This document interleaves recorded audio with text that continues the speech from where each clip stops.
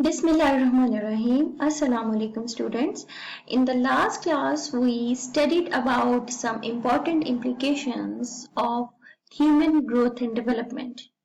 Today we will study about some periods and stages of human growth and development.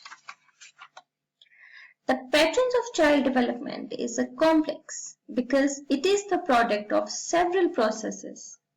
For example, biological processes, cognitive processes, and socio-emotional processes. And we have talked about these processes in our previous lectures. So, development also can be described in terms of periods or stages. For the purposes of organization and understanding, we commonly describe development in terms of periods or stages. In the most widely used system of classification, the developmental periods are infancy, early childhood, middle and late childhood, adolescence, early adulthood, middle adulthood, and late adulthood. Different researchers have described little bit different durations of these stages, but mostly they are described as follows. So there is a period of infancy from birth to approximately 2 years of age, early childhood approximately 3 to 6 years, middle and late childhood 6 to 12 years, adolescence 13 to 19 years, adulthood 20 to 60 years, and old age approximately from mid-60s and above. Typical human development is a pretty predictable process, so we can predict this. And most humans develop at similar rates. This pattern of development allows us to make some generalizations about different stages such as infancy, childhood, adolescence, and adulthood. So we will be discussing about all these stages. So first period is infancy, and that is from birth to approximately 2 years of age, and infancy extends from birth to 18 to 24 months. It is a time of extreme dependence on adults. Many activities such as language development, symbolic thought, and sensory motor coordination, and of course social learning are just beginning. So if you observe a child around you, you can observe your siblings or you can observe your cousins. So in this age, usually children are very dependent. They cannot do their own work. They need help, and parents, elders and caregivers are fulfilling their all needs. And this is the time where language development starts. And a child starts, speaking some words, and he's, learning some sounds, and symbolic thoughts are there. And of course, there is sensory motor coordination and, social learning. He's recognizing parents and other people who are around him.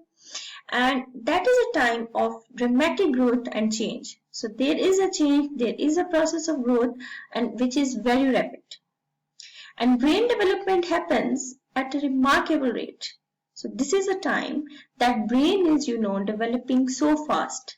So infants have their own temperaments and approaches to play. So they play with toys and other stuff, and they have different temperaments, they have different approaches.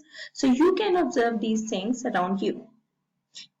Further, they learn to trust other people as needs are met. They start trusting people. They need to feel this security in order to properly develop both physically and emotionally. Because if they will be learning how to trust people, so it is better for them, it is better for their physical development, and of course it is better for their emotional development. Then, changes in the nervous system are extremely rapid in the first 2 years.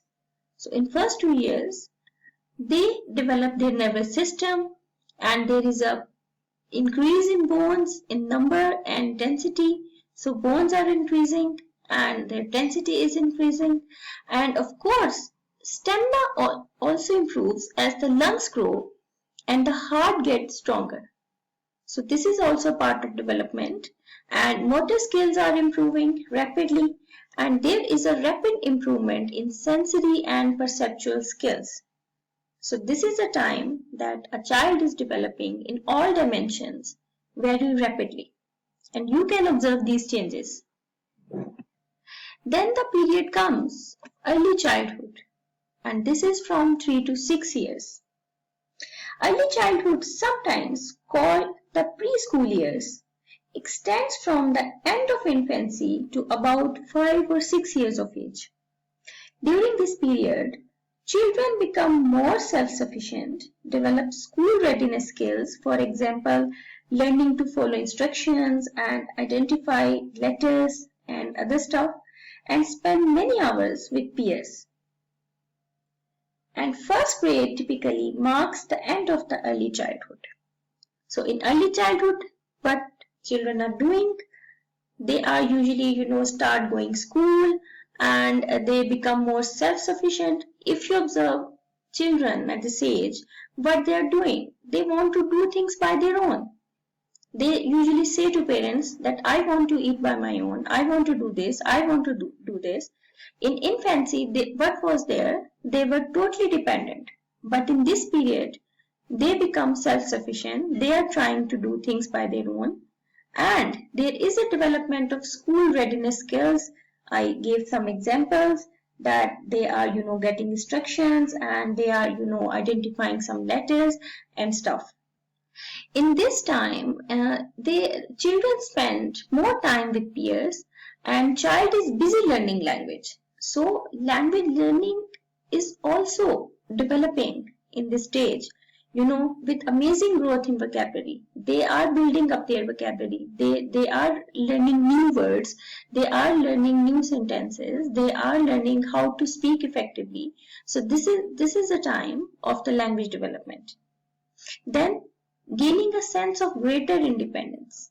Of course, they are getting independence. They want to do work by their own. They want to, settle small things by their own. So this is element which enables them to, gain sense of independence. Then beginning to learn the working of the physical world. Of course, they are learning working of the physical world. They are doing small things around them. They are doing things in schools. They are doing things in home. So they are, gradually learning all that stuff. And motor skills continue to develop. Of course, motor skills are also developing at this stage. Then there is middle and late childhood. The time is from 6 to 12 years. Middle and late childhood, sometimes called the elementary school years, extends from about 6 to 11 or 12 years of age. Children master the fundamental skills of reading, writing, and mathematics at this time. Achievement becomes a more central theme of a child's life and they increase their self-control. This is very important in this stage. In this period, they interact more with the wider social world beyond their family. They're not just, interacting with their own family. They are going to school, they have friends, they are talking to them.